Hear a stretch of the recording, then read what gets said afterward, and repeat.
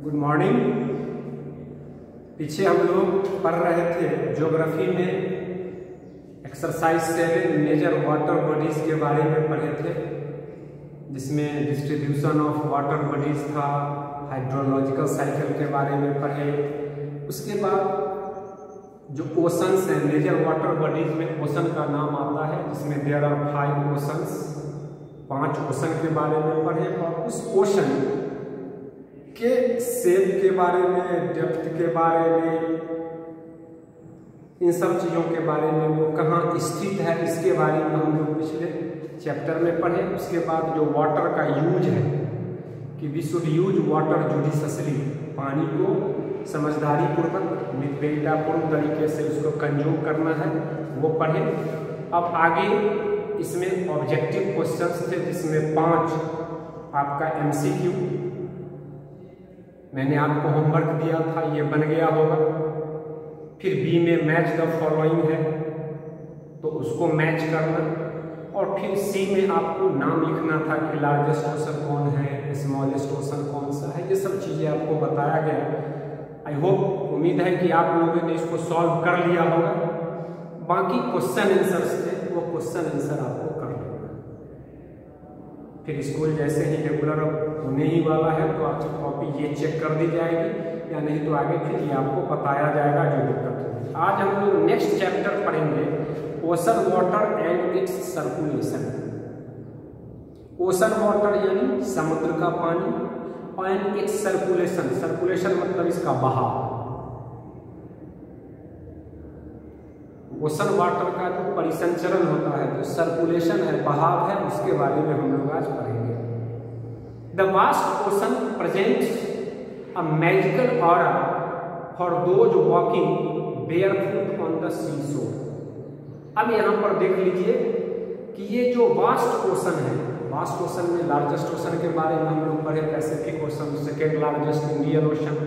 ये जो बड़े बड़े ओशन है, ये जो विशाल ओशन है, प्रेजेंट्स अ मैजिकल ऑरा, है ना, जिसमें जो किसी जगह को घेरे हुए हैं, वो बड़े बड़े ओशन से किसी जगह को घेरे हुए हैं। हमने पढ़ा कि चारों तरफ से वाटर से सराउंडेड है, तो उसको आइलैंड कहते हैं। या फिर ओशंस के बारे में पढ़े तो कुछ क्या है कि उसके ईस्ट में नॉर्थ अमेरिका, साउथ अमेरिका है, वेस्ट में कोई दूसरा कॉन्टिनेंट है।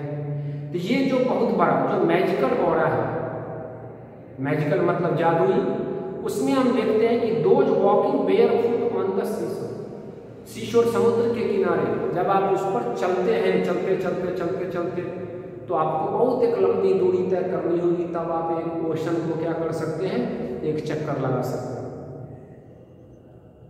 और आपने पढ़ा है कि जो भारत की खोज हुई या अमेरिका की खोज हुई, तो नाव से लोग निकले और जहां से चले फिर वहीं लौट के चले आए। तो उस आधार पर ये सी शोर के किनारे, unlike the calm and still water of ponds, जैसे किसी तालाब का शांत जल या किसी झील का शांत जल होता है, वैसे the ocean water is always in motion. तालाब में देखते हैं तो पानी बिल्कुल शांत रहता है, उसमें कोई मूवमेंट नहीं है, कोई फ्लो नहीं है, वो बह के, तालाब का पानी बह के कहीं दूसरे जगह नहीं जाता है, लेक्स का वाटर कहीं दूसरे जगह नहीं जाता है। लेकिन ocean water is always in motion, समुद्र का पानी हमेशा गतिशील रहता है, समुद्र के पानी में हमेशा गति रहता है। तो there are 3 main factors for the movement of ocean water, क्योंकि हम चैप्टर के बारे में बताएं कि ocean water and its circulation. अब समुद्र का पानी लगातार उसमें मोशन क्यों होता है, लगातार वो मूव क्यों करता रहता है, तो उसके 3 कारण बताए गए हैं। There are 3 main factors for the movement of ocean water. समुद्र के पानी में जो मूवमेंट होता है उसके 3 कारक हैं। वो 3 कारक कौन है?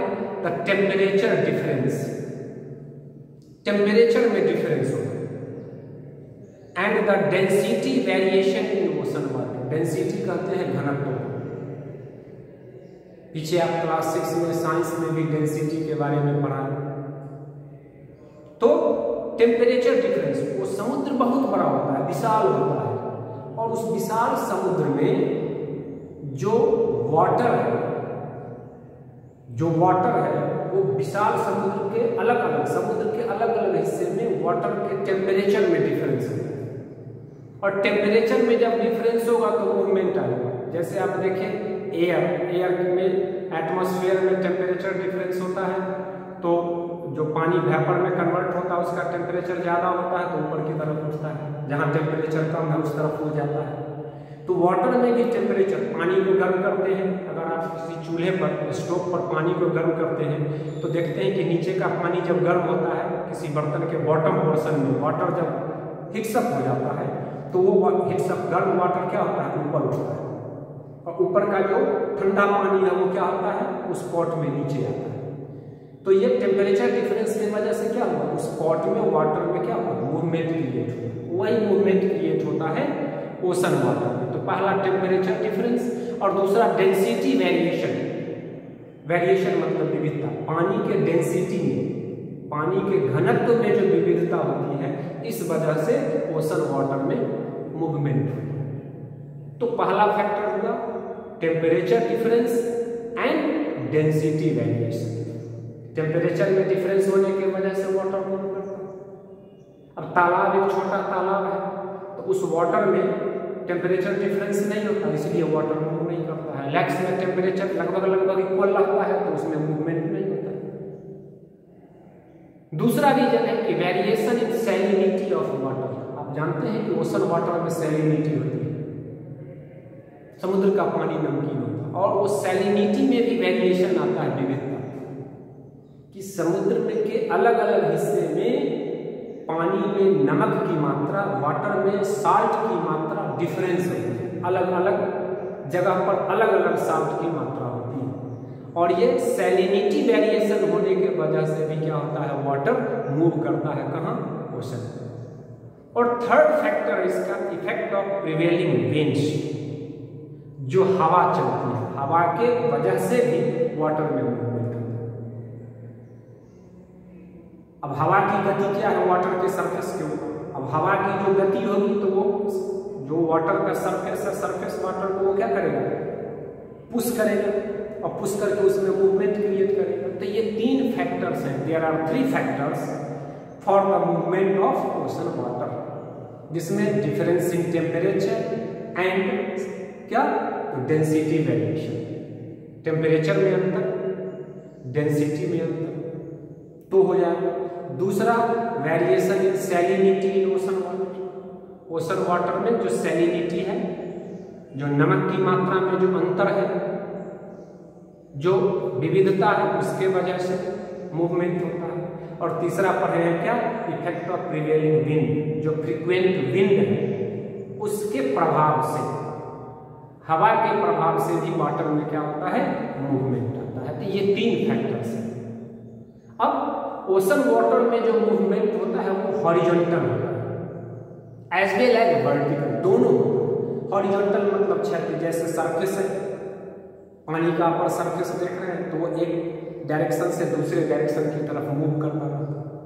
हॉरिजॉन्टल या तो ईस्ट से वेस्ट मूव करेगा, या वेस्ट से ईस्ट डायरेक्शन में मूव करेगा, या फिर नॉर्थ से साउथ डायरेक्शन में मूव करेगा, या साउथ से नॉर्थ डायरेक्शन में मूव करेगा। वो मूवमेंट डिपेंड करता है वही 3 फैक्टर पर। टेम्परेचर डिफरेंस हो सकता है, डेंसिटी वेरिएशन हो सकता है, सैलिनिटी में वेरिएशन हो सकता है, या फिर इफेक्ट ऑफ प्रिवेलिंग विंड हो सकता है। तो किसी भी डायरेक्शन में वो मूवमेंट होता है।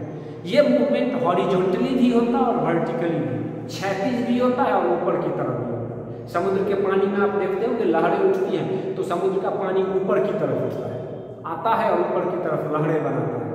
तो ये मूवमेंट है, वो भी लहर का बनना, वाटर का अपने सरफेस से ऊपर उठना, इट मीन्स वो वर्टिकल मूवमेंट।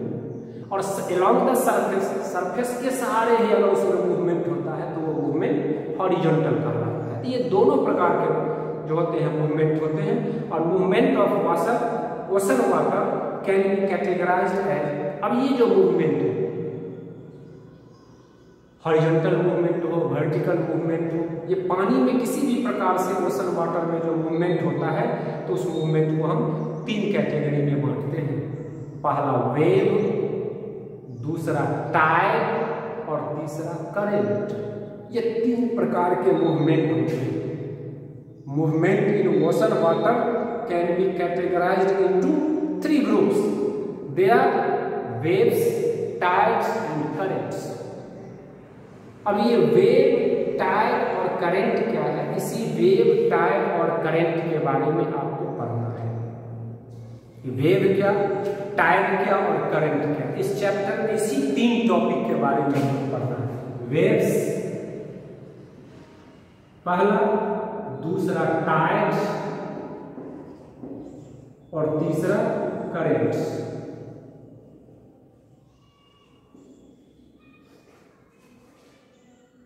इस 3 के बारे में आपका यही है आपका क्या, सर्कुलेशन। और इसी वेव, टाइड और करंट की वजह से वाटर का सर्कुलेशन होता है ओशन, यानी ओशन वाटर का सर्कुलेशन होता है। तो the rise and fall of water on the surface of the ocean is called wave. Rise and fall, अब हम यहाँ वेव की बात कर रहे हैं सर, तो ये सरफेस है, ये सरफेस है, और इस सरफेस पर वाटर राइज किया, फिर फॉल किया, फिर राइज किया, फिर फॉल किया, फिर राइज किया, फिर फॉल किया। तो ये राइज एंड फॉल जो है, इसको हम ऊपर उठना, राइज, फॉल मतलब नीचे आना, यानी कि ओशन वाटर राइज करता है और फिर नीचे आता है, फिर ऊपर जाता है, फिर नीचे आता है। तो ये rise and fall of water on the surface of the ocean is called wave. Wave का डेफिनेशन है, व्हाट इज वेव्स।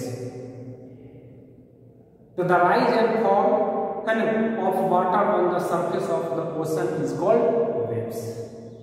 वेव्स, अब ये वेव है, अब ये वेव बनते कैसे,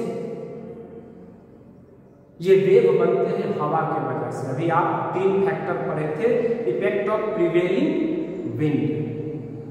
ये राइज एंड फॉल जो होता है, ये राइज एंड फॉल विंड के वजह से होता है। तो waves are form when the winds blow across the water surface. जब हवा वाटर सरफेस पर जब बहती है, यानी कि पानी को छूते हुए जब बहती है, तब वहां पर क्या बनता है, वेव बनता है। The speed of the prevailing wind decide the shape and size of the wave. अब वाटर सरफेस को टच करते हुए वाटर सरफेस के ऊपर जो हवा चलती है, उस हवा के स्पीड से इस वेव का क्या होता है, शेप्स और साइज डिसाइड होता है कि ये कितना ऊपर उठता है और फिर नीचे आता है, कितना ऊपर उठता है फिर नीचे आता है, यानी कि शेप और साइज इसका कितना, इसका हाइट कितना, इसका विड्थ कितना, ये डिपेंड करता है speed of the prevailing wind. जो फ्रीक्वेंट विंड का स्पीड है, उस स्पीड पर इस वेव का शेप और साइज डिपेंड करता है। The rise of water in the wave is called crest. अब राइज हुआ तो आप देखिए यहाँ पर ये राइज है आपका, ये राइज है, ये ऊपर की तरफ राइज किया है, तो ये पोर्शन जो बनता है, ये बनता है, इसको कहते हैं क्रेस्ट, यानी कि rise of water in a wave. Wave में जो वाटर का लेवल राइज किया वो कहलाता है क्रेस्ट। और नीचे यहाँ क्या है, इसमें हम देख रहे हैं कि ये वाटर है, यही वाटर है। एक छोटा सा जगह मैंने बनाया, इसको बड़ा भी कर सकते हैं, इसको थोड़ा बड़ा कर लें अगर, यहाँ पर ये वाटर है, ये वाटर यानी कि इसको हम कह सकते हैं ये ओशन वाटर है। अब इसमें जो राइज हुआ वो क्रेस्ट कहलाता है। एंड द फॉल, अब फॉल जो हुआ तो फॉल इस पोर्शन में हुआ, ये राइज हो गया और यहाँ क्या हुआ, फॉल हुआ। तो फॉल जो हुआ वो फॉल होने वाला चीज जो बनाता है, ट्रॉ बनाता है, वो TROUGH, ट्रॉ। तो राइज क्रेस्ट बनाता है और जो फॉल होता है वो ट्रॉ बनाता है। अब इसमें अगर आप देखिएगा तो इस 2 चीज को आप समझ रहे हैं कि जब वेव की बात करते हैं तो वेव का डेफिनेशन हमने पढ़ा कि rise and fall of the water on the surface of the ocean is called wave. अब इस वेव में वेव बनता कैसे है, तो वेव जो होता है वो wave speed of the prevailing wind effects the shape and size. इसके शेप और साइज डिपेंड करते हैं speed of the prevailing wind पर। इसमें जो राइज होता है वो क्रेस्ट कहलाता है, जो फॉल होता है वो ट्रॉ कहलाता है। इसके अलावा the horizontal distance from the crest to another और फॉर वन ट्रॉ। अब हॉरिजॉन्टल जो डिस्टेंस है, अब क्रेस्ट ये है इसका मैक्सिमम हाइट, और अगर आप देखिए तो उसका दूसरा क्या होता है, अनदर। अब यहाँ एक राइज बना, यहाँ फॉल हुआ, फिर यहाँ दूसरा राइज, तो फर्स्ट राइज से सेकेंड राइज के बीच का जो ये डिस्टेंस आप देख रहे हैं, यानी कि distance from one crest to another, एक क्रेस्ट से फिर यहाँ पर ये क्या बना है, ये राइज है तो फिर ये क्रेस्ट बन रहा है, और फिर ये फॉल है तो ये ट्रो बन रहा है। तो एक क्रेस्ट से दूसरे क्रेस्ट के बीच का जो डिस्टेंस हुआ वो डिस्टेंस कहलाता है वेव लेंथ, यानी वेव की लंबाई, ये आपका कहलाता है wave length. The length between या the distance between one crest to another is called wave length, ये कहलाता क्या है, वेव लेंथ कहलाता है। And the vertical distance from a crest to a trough, अब क्रेस्ट से ट्रो के बीच का जो वर्टिकल डिस्टेंस है नीचे से ऊपर की तरफ, वो कहलाता है वेव हाइट, यानी कि यही चीज, ये आपका क्या है, ये आपका ट्रो है, और ये आपका क्या है यहाँ, ये टिप, तो ये ट्रो यहाँ यानी कि सरफेस ऑफ द वाटर हो गया ट्रो, और सरफेस ऑफ वाटर से लेकर के और क्रेस्ट के बीच जो वर्टिकल लेंथ है, ये लेंथ कहलाता है क्या, ये लेंथ कहलाता है आपका वेव लेंथ। वेव लेंथ नहीं, वेव लेंथ तो हो गया one crest to another crest, ये कहलाता है वेव हाइट, ये वेव है। तो इसमें 4 टर्म आते हैं, crest, trough, wave length, wave height. इस वेव से रिलेटेड पूरी चीजों को हम जान रहे हैं कि व्हाट इज वेव। तो the rise and fall of water on the surface of the ocean is called wave. Wave बनता क्या है, wind blow, when wind blow across the water surface.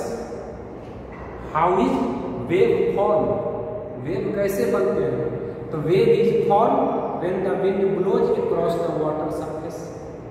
अब इसमें जो वेव का the shape and size of the wave depend on the speed of the prevailing wind. Wind के speed पर इस वेव का शेप और साइज डिपेंड करता है। ये शेप साइज जो है सो ये दूर भी हो सकता है, इसका हाइट बढ़े, या ये कम हाइट होगा, ज़्यादा दूर जाके गिरेगा तो ये हवा पर उठा हुआ, हवा का स्पीड ज़्यादा होगा तो उसका ट्रो दूर बनेगा, स्पीड ऑफ द विंड कम होगा तो उसका ट्रो नजदीक ही बन जाएगा वेव के बगल में।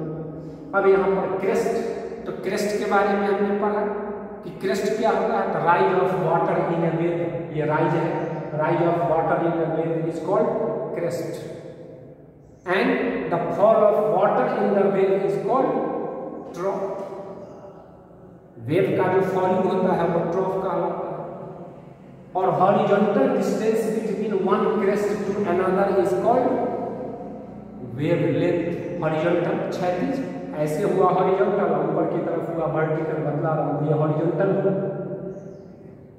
काम वाटर हो तो वाटर का फ्लो हॉरिजॉन्टल होता है, और जब विंड क्या करता है, विंड स्पीड जब ये क्रॉस करता है सरफेस पर तब वो वर्टिकल बनाता है जो वेव होता है। तो horizontal length between one crest to another is called wave length.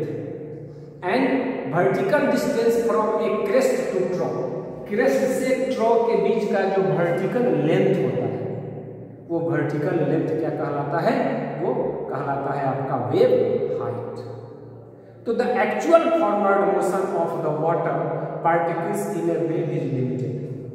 अब फॉरवर्ड मोशन, आगे की तरफ जो पानी का मोशन होता है वास्तव में वो लिमिटेड होता है। Due to this even though है ना वेव ट्रेवल ग्रेट डिस्टेंस, और इस वजह से ये जो वेव है लंबी दूरी तय करता है। And the waves particle remain at the same place, और ये वेव के पार्टिकल उसी प्लेस पर उठता है और फिर उसी जगह पर आकर के उस दूरी पर जाकर के वो डाउन होता है। और यही जब वेव आते हैं तो यही वेव, जब ये वेव बड़े बड़े वेव हो जाते हैं, यानी लहरें जब बड़ी बड़ी ऊंचे ऊंचे बनने लगते हैं, जब हाइट इसका बहुत ज़्यादा हो जाता है तो वही डिजास्ट्रस हो जाता है। जिसको हम सुनामी के नाम से जानते हैं।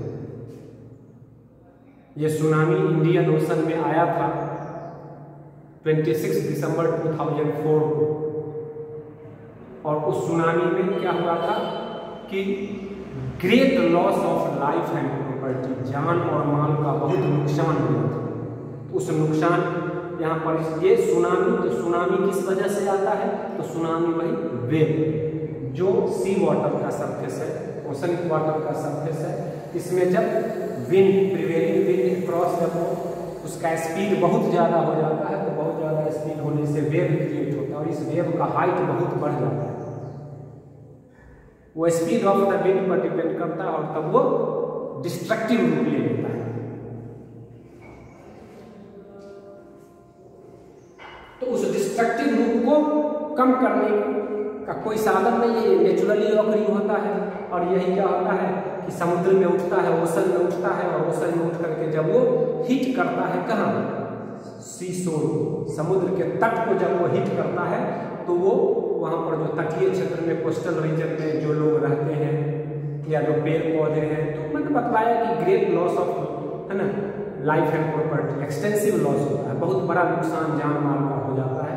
वो सुनामी इसी वेव के वजह से क्रिएट होता है। अब वो वेव का हाइट, वेव का स्पीड, इस पर डिपेंड करता है कि वो सुनामी का रूप लेता है। ऐसे समुद्र में वेव उठते रहते हैं, छोटे छोटे वेव हमेशा उठते रहते हैं। इस वेव के बारे में आपने पढ़ा।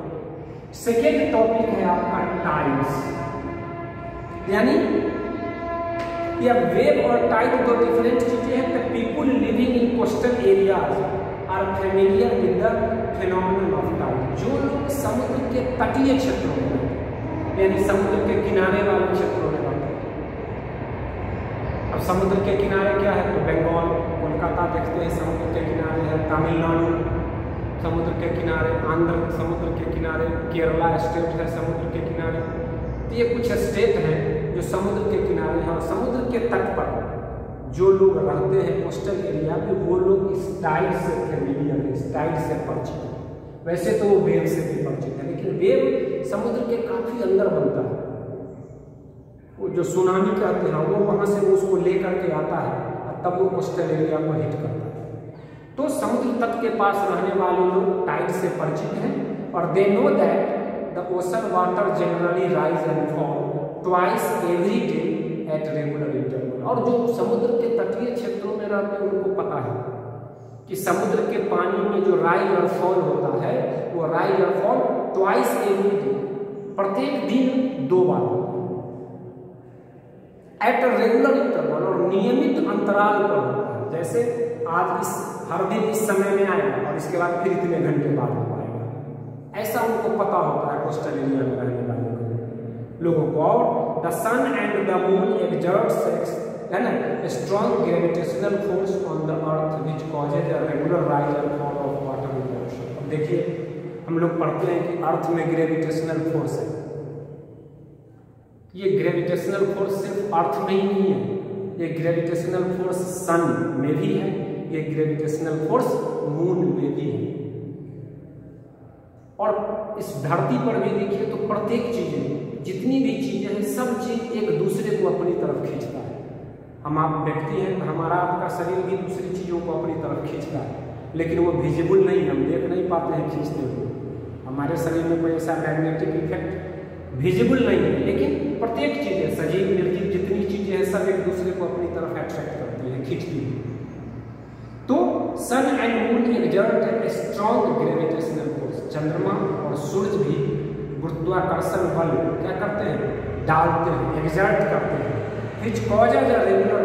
अब वो डालते हैं तो डालते तो पूरे पृथ्वी पर, लेकिन पूरे पृथ्वी पर डालते हैं, उसमें जो पृथ्वी का अधिकांश भाग जो जल से ढका हुआ है, उस सन और मून के ग्रेविटेशनल फोर्स के वजह से क्या होता है ना, कि उस वाटर सरफेस, ओशन के वाटर सरफेस पर रेगुलर राइज एंड फॉल होता है। ये पानी ऊपर उठता है ग्रेविटेशनल फोर्स के वजह से, फिर नीचे आ जाता है ना, फिर ऊपर उठता है, फिर नीचे आ जाता है, ये रेगुलर होता है। तो ये जो regular rise and fall of water in the ocean है, ये होता किस वजह से है? तो gravitational force of the sun and the moon, इसके वजह से होता है। एंड ये राइज करता है, तो this rise and fall in the level of ocean water is called tide. अब समुद्र में थोड़ा पानी उठना, ऊपर नीचे होता रहता है, लहरें, जैसे तालाब है उसमें आप एक पत्थर फेंकिए तो पानी ऊपर नीचे होगा पत्थर फेंकने पर, और समुद्र में बगैर पत्थर फेंके रेगुलर इंटरवल पर राइज एंड फॉल होता रहता है। यही राइज एंड फॉल क्या कहलाता है? टाइड कहलाता है। अब ये टाइड भी दो प्रकार के होते हैं। अब इस दो प्रकार के tide, high tide and low tide, इसके बारे में फिर हम लोग नेक्स्ट क्लास में पढ़ेंगे। आप लोग आगे पढ़ के आइएगा हाई टाइड, लो टाइड, फिर हाई टाइड, लो टाइड में आपको और भी कई प्रकार के टाइड्स मिल जाएंगे, जिसमें स्प्रिंग टाइड हो जाएगा, नीड टाइड हो जाएगा। तो डिटेल से फिर अगले क्लास में हम लोग पढ़ेंगे। तब तक के लिए धन्यवाद। आप लोग आगे इसका रीडिंग करेंगे और पिछले चैप्टर का क्वेश्चन आंसर जरूर सॉल्व करेंगे। ऑब्जेक्टिव हो गया होगा, क्वेश्चन आंसर सॉल्व करके फेयर करेंगे। Thank you.